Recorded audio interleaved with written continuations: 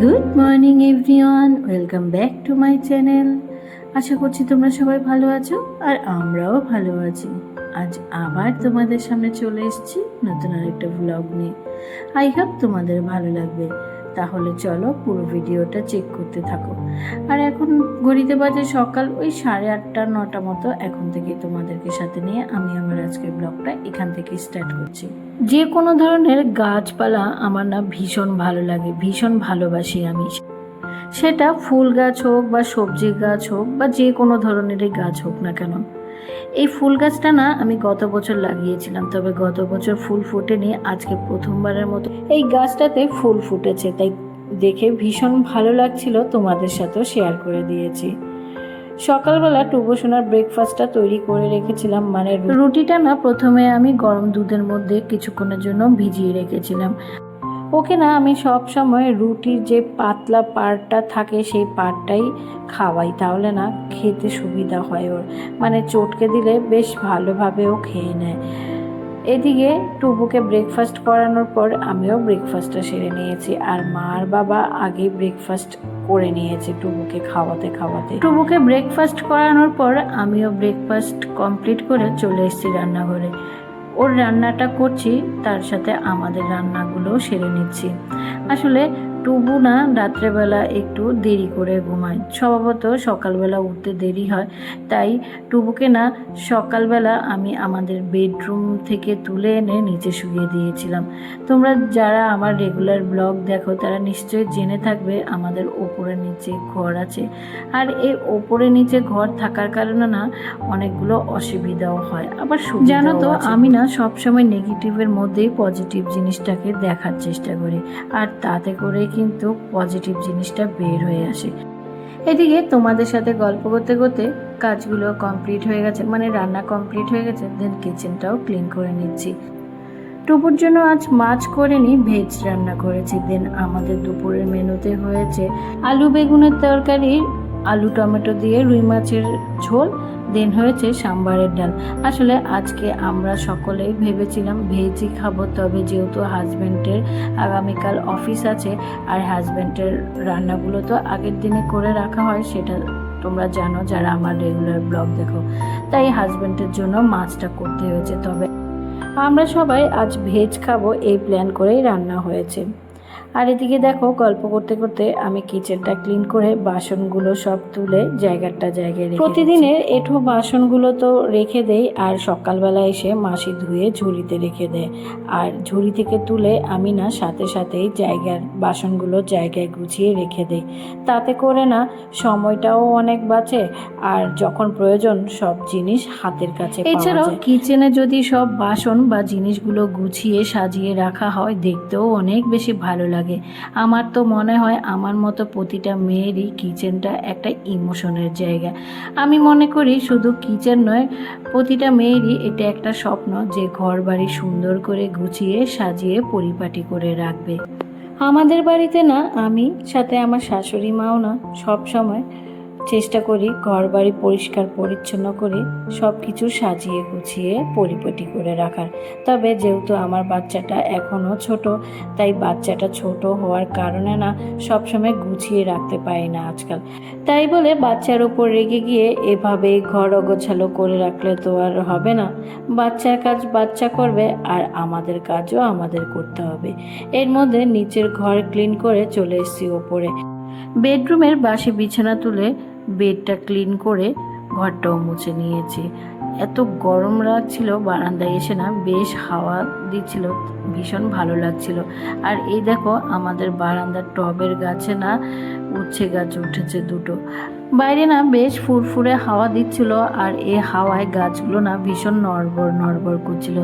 এই জন্যে বড় উচ্ছে গাছটা না ফুল গাছটার সাথে জড়িয়ে দিয়েছিলাম।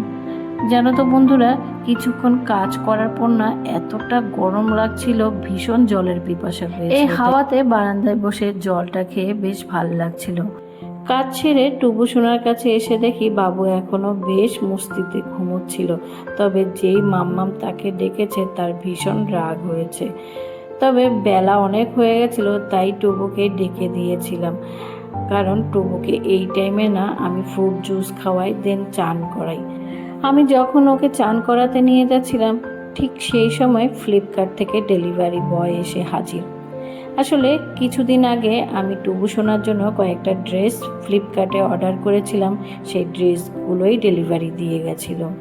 সত্যি বলতে ছেলের জন্য এত গাদা গাদা জামা কাপড় কেনা হয়, দেখা যায় কি যখন একটা সিজন যায় তখন তার সাথে এক গাদা জামা কাপড়ও বাদ দিতে হয়।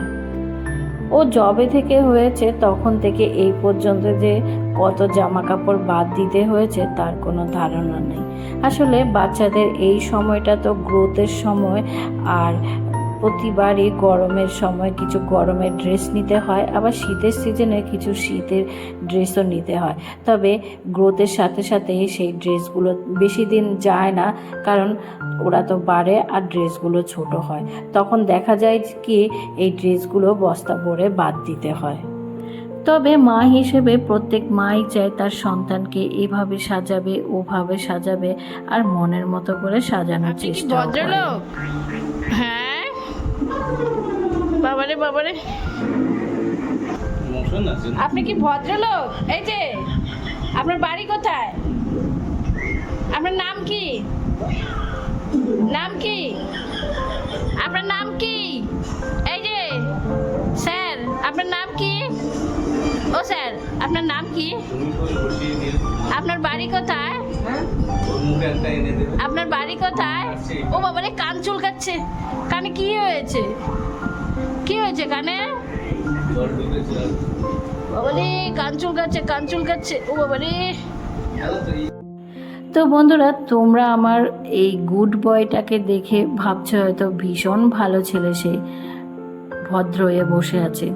আসলে ওকে না চান করানোর সময় এতটা ডিসপারেট হয়ে যায় যে ওকে কন্ট্রোল করা ভীষণ মুশকিল হয়ে যায়।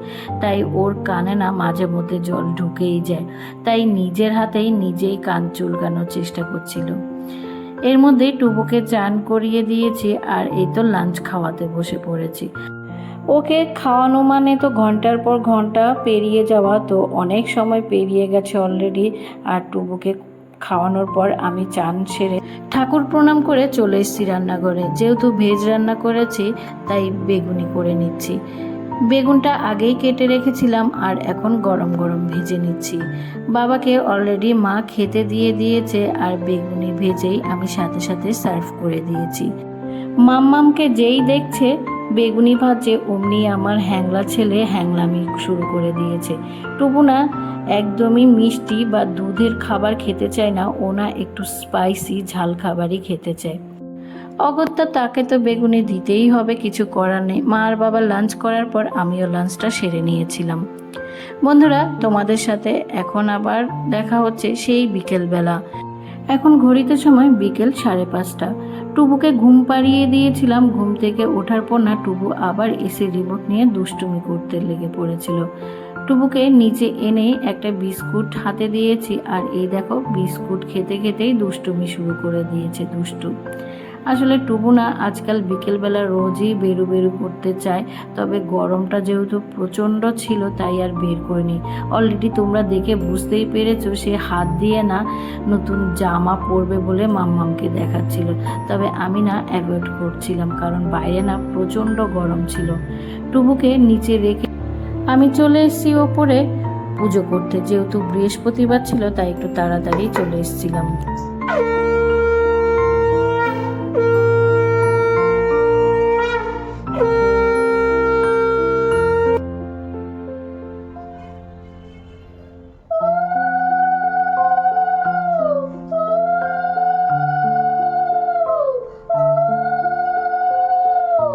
মায়ের পুজো দিয়ে বৃহস্পতিবারের লক্ষ্মীর ঘরটা বসিয়ে দিয়েছিল আর আমি সন্ধেবেলা পাঁচালি পরে পুজোটা কমপ্লিট করে ফেলেছি।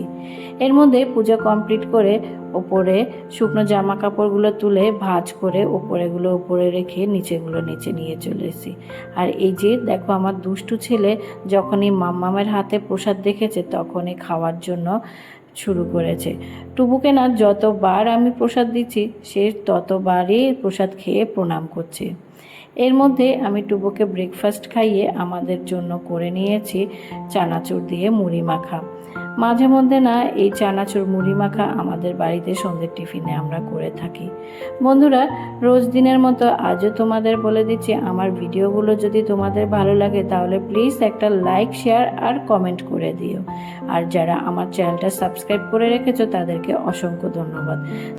আর যারা এখন আমার ভিডিওটি নতুন দেখছো তারাও প্লিজ আমার ভিডিওটা একটা লাইক, শেয়ার আর কমেন্ট করে দিও, আর আমার চ্যানেলটা সাবস্ক্রাইব করে আমার পাশে বন্ধু হয়ে থেকো।